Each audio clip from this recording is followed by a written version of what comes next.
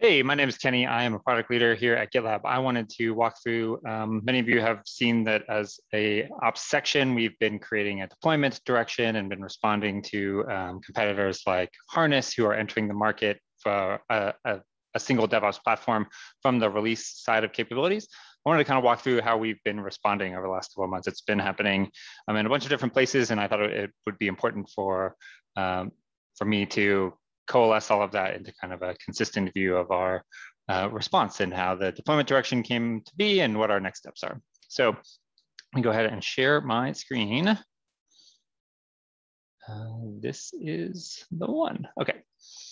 So we started with a review of Harness. Let me stop share and move the screen so I can get to the right place. Share one more time. Okay. We started with a review of Harness, both their marketing materials and videos from their recent release, as well as some walkthroughs. And these videos include walkthroughs of both their quick start process of how you get started using Harness and kind of the next steps of how you would use Harness in kind of like an actual real world environment. Those were really informative, and they helped to inform our update of the Harness DevOps tools comparison, as well as the subsequent deployment direction page that we created. But that was kind of the first place we started. And then we asked ourselves, well, how are our users utilizing GitLab for this problem, the process of deploying your application to production today? When we look at our release-specific SMAU numbers, our monthly active user numbers, we see that we have lots of users triggering deployments in pipelines. That seems to be consistently growing. It's not huge, not on the 1.2 million, that's the verified total, but still it's important to note that our users are utilizing GitLab for performing deployments today, and those deployments happen frequently.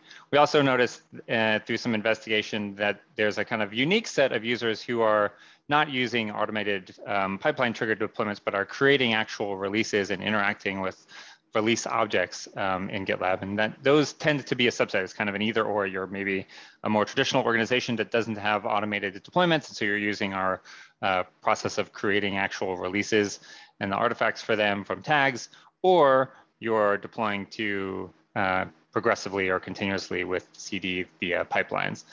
We did some investigation to determine that, yeah, in fact, that they are distinct users. There's not a whole lot of overlap between users creating releases and users creating what we were calling the more traditional deployment. So good to see that there was usage, but one thing we did realize is the drop-off in usage and the kind of criticality of release. This is the GitLab Golden Journey.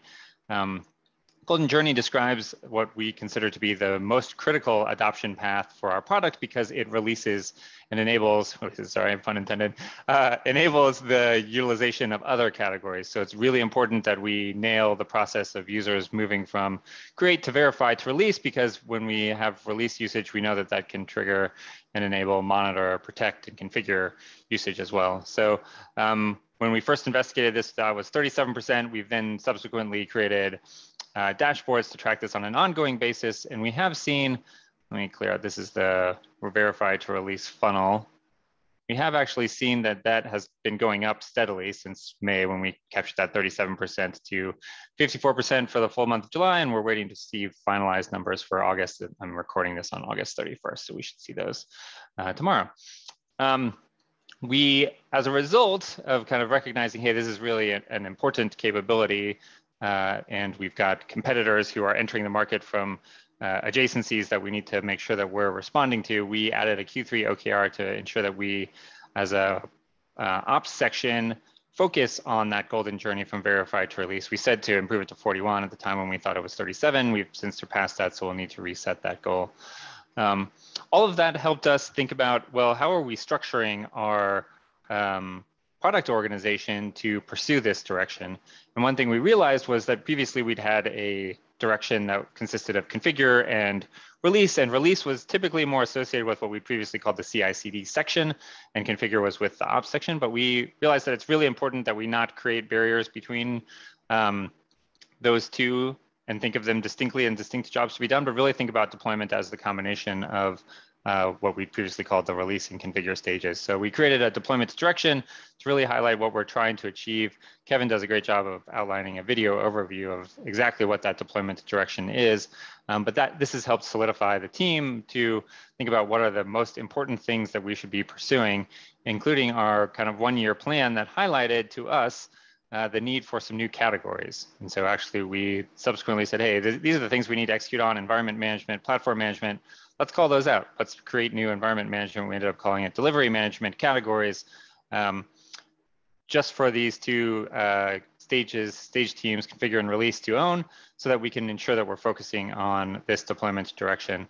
We also, in order to make sure that we had the bandwidth for those groups to focus on that deployment direction and those new categories, we realigned and moved some categories outside of release and configure to give room to the release and configure teams to focus on those specific categories and kind of jobs to be done that we'd identified in the deployment direction. So those was moving release evidence actually back to release where it was in package, because we'd highlighted in our deployment direction the need for an increased focus in more manual deployment methods, and also moving review apps from release to the testing group. So yeah, on top of that, we've also been, as part of a general product realignment, shifting our focus towards reliability. And so that has meant that the team has been helping out with swarming in the verify stage and reliability efforts in verify and other